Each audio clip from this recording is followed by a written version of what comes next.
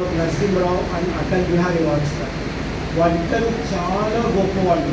వాళ్ళిద్దరి నుంచి నేర్చుకోవాల్సింది ఏంటంటే మాట్లాడేటప్పుడు మనం వాడే పదాలు, ప్రతి పదం has value. Just for example, ఇంగ్లాండ్లో వాళ్ళు ప్రైవేటైజేషన్ అనే పదం వాడారు. అదే నరసింహరావు గారు వాడిన పదం లిబరలైజేషన్. ఆయన ఎక్కడ ప్రైవేటైజేషన్ అనే పదం వాడినాం. It is the same thing, but పదం ఉంది. సో మనం మైథాలజీ అనే పదం, ఏన్షియంట్ నాలెడ్జ్ అనే పదం వాడితే దానికి చాలా వాల్యూ ఉంటుంది. ఎందుకంటే పురాణం అనగానే దాన్ని మనమే చిన్న చూపుతో దాంట్లో ఉండే నాలెడ్జ్ని మనమే పట్టించుకుంటాం. సో ఇప్పుడు అమెరికాలో వాళ్ళందరికన్నా very profit oriented people. So ఎక్కడ లాభం ఉన్నా వాళ్ళు చూసుకుని నేర్చుకుంటారన్నమాట. So they started teaching Ramayana and Mahabharata in American university, including Harvard.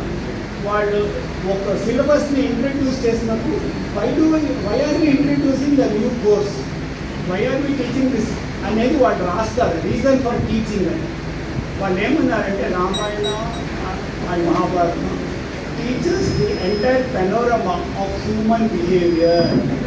It tells you how to understand different situations and face them accordingly.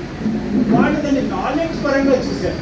అందుకని మనం పురాణం మైథాలజీ అన్న పదం తగ్గించి చెప్పేటప్పుడు ఏన్షియంట్ నాలెడ్జ్ అని చెప్తే మన ఋషి ముందు మనకి నేర్పిన దానికి విలువ వస్తుంది. నేను ఈ మాట అన్నా మేము అనుకోవచ్చు.